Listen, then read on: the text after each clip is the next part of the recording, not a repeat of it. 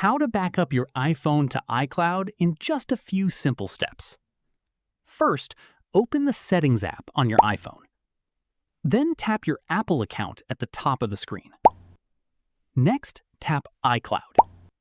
Then select iCloud Backup. On my iPhone, my iCloud storage is currently full, so I can't create a new backup right now. However, you can simply follow the same steps I'm showing to back up your own iPhone.